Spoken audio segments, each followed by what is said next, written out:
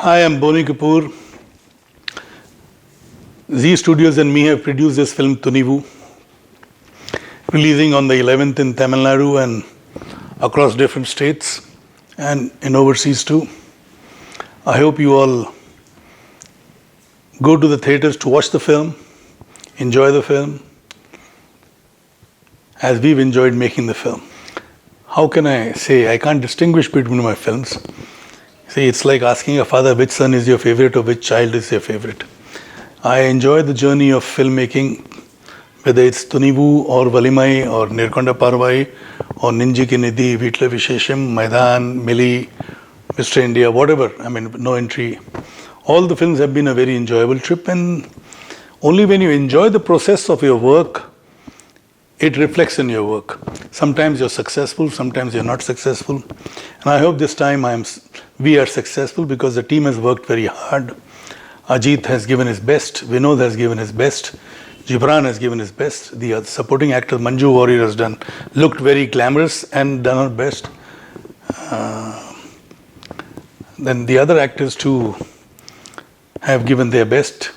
So let's hope everybody's good work is applauded and everybody reacts very positively. Well, it just shows the kind of faith and confidence Ajith and Vinod had in me and I had in them. And it's been a good journey, and I hope there are more films to follow sometimes in future. Well, it will, because you see, good product needs to be shown across the globe, across the world, across the country first, then the globe. In fact, my film No Entry was a remake of a Tamil film, Charlie Chaplin. And I remember there were inquiries from other countries also to acquire the rights from me.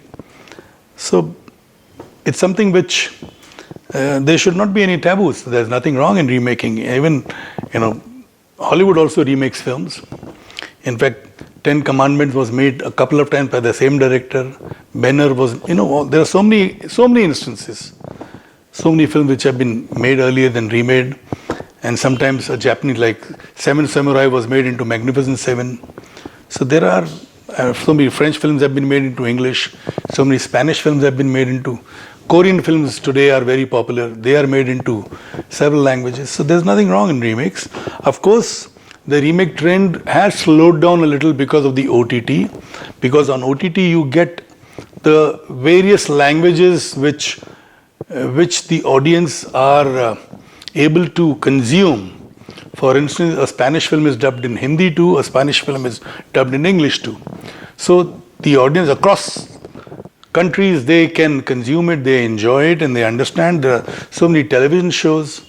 Like there is one television show from Turkey, Etragul, which has about 560 episodes, and I've seen all the 560 episodes, and that has been dubbed in several languages. It's about the rise of Ottoman Empire. Very interesting, very well shot. Similarly, there are so many other, like Money Heist has been dubbed in so many languages. I mean, various shows have been dubbed. The Loudest Voice is something which I enjoyed. So, there are various shows, even Indian shows. I know I was shooting in Georgia for Mom, and I could see our Hindi serials shown in the local language. So, whether it's a remake or a dub, this trend will continue. A remake perhaps will slow down a little, but it will not die off. Like Drishyam was made originally in Malayalam. It was made in Telugu, and both the versions were released on OTT platform. Yet when it released in Hindi in theatres, it's still running and doing very well. It's done a business of over 230, 240 crores. And the run continues. So that's a remake too, and it's a remake of a film which has been made originally in Malayalam, then in Telugu, now in Hindi. And I'm sure somebody will make it in Tamil too. Well, let's see. This is something which I'm undecided. It certainly will be dubbed in Hindi for the OTT platform and the satellite channels. Theatrically, I didn't want to, because I didn't want to rush into dubbing in the Hindi version. We are releasing the dub version in Telugu, but not in Hindi, theatrically. But on OTT and satellite, we'll have the dubbed version. Yes, why not? See, that way, actors will have a lot more exposure. Like Allu Arjun's film Pushpa has done well. Prabhas's film Bahubali 1, Bahubali 2 had done well. So today they are actors who are recognized all over. And then there is Junior NTR who's Triple R and Ramcharan in Triple R. Similarly, Ajith Devgan doing the Triple R in the Telugu version, Alia Bhatt. And Alia Bhatt now doing a Hollywood film too, like Deepika has done, Priyanka has done. So there is a lot of interaction, lot of actors who are doing films in various languages, even across into the Western world. Some of them have, like my brother has done a couple of films, right from Danny Boyle's. Anil has done Slumdog Millionaire. Irfan Khan did a couple of English films, Jurassic World and Namesake and Life of Pi. There are so many films that Tabu has done. So it's the world basically has shrunk with the satellite television. Now it is shrunk further with OTT.